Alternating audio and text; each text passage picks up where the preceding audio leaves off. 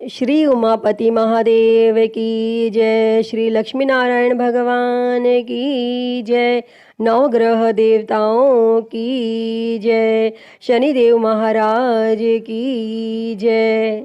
प्रिय भक्तजनों, आज हम इस वीडियो में शनिवार व्रत कथा सुनेंगे। तो आइए शुरू करते हैं। उससे पहले आप सभी प्रेम से बोलिए शनिदेव महाराज की जय। नवग्रह देवताओं की जय। एक समय स्वर्गलोक में इस बात पर विवाद छिड़ गया कि 9 ग्रहों में से सबसे बड़ा कौन है। यह विवाद इतना आगे चला गया कि यह एक युद्ध की स्थिति बन गई।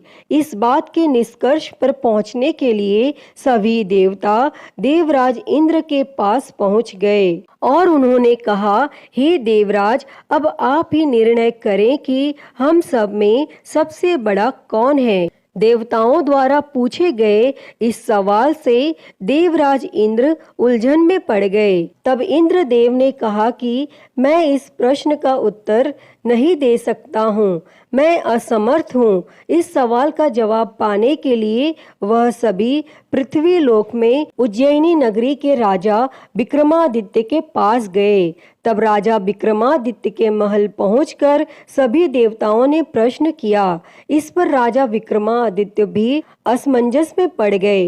वो सोच रहे थे कि सभी के पास अपनी अपनी शक्तियां हैं, जिसके चलते वो महान हैं। अगर किसी को छोटा या बड़ा कहा गया तो उन्हें क्रोध के कारण काफी हानि हो सकती है।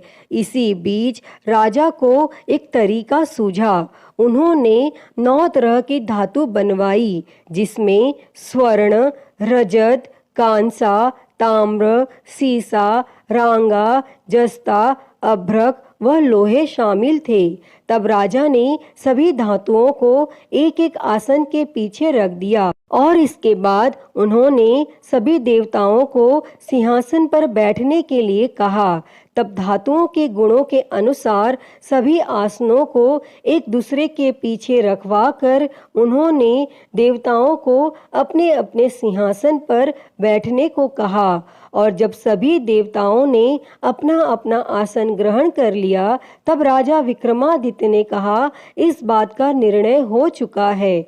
जो सबसे पहले सिंहासन पर बैठा है वही बड़ा है। यह देखकर शनि देवता बहुत नाराज हुए। उन्होंने कहा, राजा विक्रमादित्य, यह मेरा अपमान है।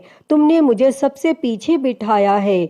मैं तुम्हारा विनाश कर दूंगा। तुम मेरी शक्तियों को नहीं जानते हो। तब शनि देव ने कहा, एक राशि पर सूर्य 1 महीने, चंद्रमा 2.25 महीने, मंगल 1.5 महीने, बुध और शुक्र 1 महीने, बृहस्पति 13 महीने रहते हैं, लेकिन मैं किसी भी राशि पर 7.5 वर्ष रहता हूँ। मैंने अपने प्रकोप से बड़े बड़े देवताओं को पीड़ित किया है। वो मेरा ही प्रकोप था कि भगवान राम को वन में जाकर रहना पड़ा था, क्योंकि उन पर 7.5 थी और रावण की मृत्यु भी इसी कारण हुई। अब तू भी मेरे प्रकोप से नहीं बच पाएगा। और शनि देव ने बेहद क्रोध में वहां से विदा ली और वहीं बाकी देवता खुशी खुशी वहां से चले गए। इसके बाद सब कुछ सामान्य ही चलता रहा। राजा विक्रमादित्य पहले की ही तरह न्याय करते रहे। दिन ऐसे ही बीतते रहे, लेकिन शनि देव अपना अपमान नहीं भूले। एक दिन शनि देव बदला लेने के लिए घोड़े के व्यापारी के रूप में राज्य पहुंचे। जब राजा विक्रमादित्य को इस बात का पता चला तो उन्होंने अपने अश्वपाल को कुछ घोड़े खरीदने के लिए भेजा। जब अश्वपाल लौट आया और राजा को बताया कि घोड़े बेहद ही कीमती हैं, तब राजा ने खुद जाकर एक सुंदर और शक्तिशाली घोड़ा पसंद किया और उसकी चाल देखने के लिए घोड़े पर सवार हो गए। जैसे ही राजा विक्रमादित्य घोड़े पर बैठे, वैसे ही घोड़ा बिजली की रफ्तार में दौड़ पड़ा।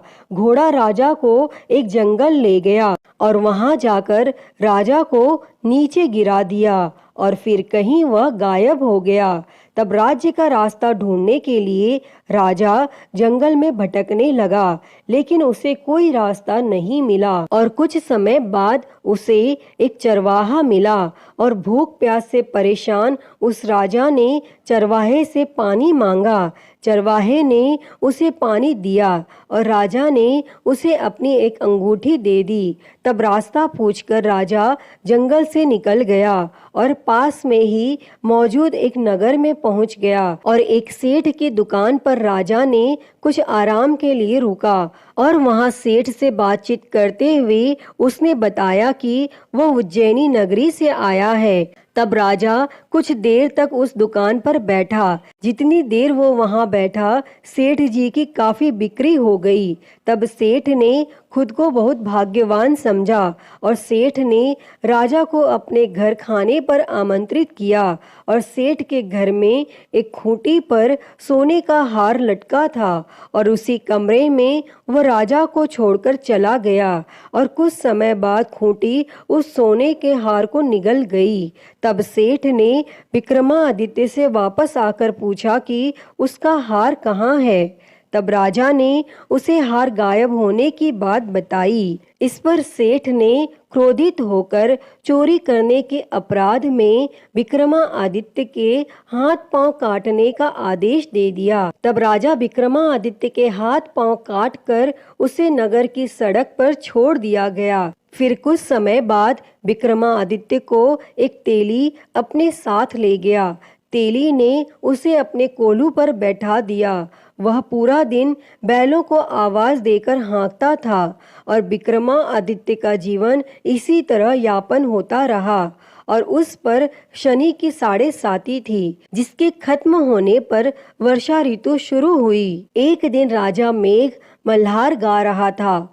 उसी समय उस नगर के राजा की बेटी राजकुमारी मोहिनी ने उसकी आवाज सुनी।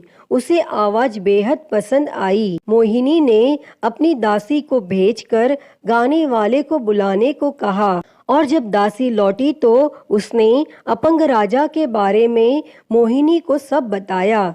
लेकिन राजकुमारी उसके मेघ मल्हार पर मोहित हो चुकी थी और अपंग होने के बाद भी वह राजा से विवाह करने के लिए मान गई। जब मोहिनी के माता पिता को इस बात का पता चला तो वो हैरान रह गए। तब रानी ने अपनी बेटी को समझाते हुए कहा कि तेरे भाग्य में किसी राजा की रानी का सुख है, तू इस अपंग से क्यों विवाह करना चाहती है। लेकिन समझाने के बावजूद भी राजकुमारी अड़ी रही और अपनी जिद को पूरा कराने के लिए राजकुमारी ने भोजन छोड़ दिया। तब अपनी बेटी की खुशी के लिए राजा रानी अपंग विक्रमादित्य से मोहिनी का विवाह कराने के लिए तैयार हो गए और दोनों का विवाह हुआ और वह तेली के घर रहने लगे। और उसी दिन विक्रमादित्य के सपने में शनि देव आए। उन्होंने कहा कि देखा तूने मेरा प्रकोप। तब राजा ने शनि देव से उसे क्षमा करने को कहा और उन्होंने कहा कि जितना दुख आपने मुझे दिया है उतना किसी और को मत देना। तब इस पर शनि देव ने कहा, राजा मैं तुम्हारी प्रार्थना स्वीकार करता हूँ। जो कोई व्यक्ति मुझे पूजेगा, व्रत करेगा और मेरी कथा सुनेगा, उस पर मेरी कृपा दृष्टि हमेशा बनी रहेगी। सुबह जब राजा विक्रमादित्य की नींद खुली तो उसने देखा कि उसके हाथ पांव वापस आ गए हैं और उन्होंने मन ही मन में शनि देव को नमन किया। और राजकुमारी भी विक्रमादित्य के हाथ पैर देखकर हैरान रह गई। तब राजा ने शनि देव के प्रकोप की कथा सुनाई और जब सेठ को यह बात पता चली तो वह तेली के घर पहुंचा।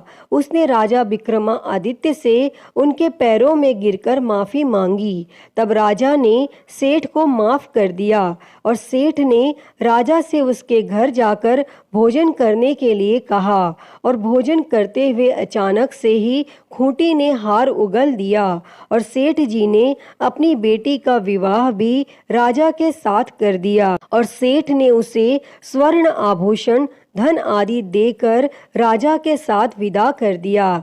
तब राजा विक्रमादित्य अपनी दोनों पत्नियों यानी राजकुमारी मोहिनी और सेठ की बेटी के साथ अपने राज्य उज्जैनी पहुँचे।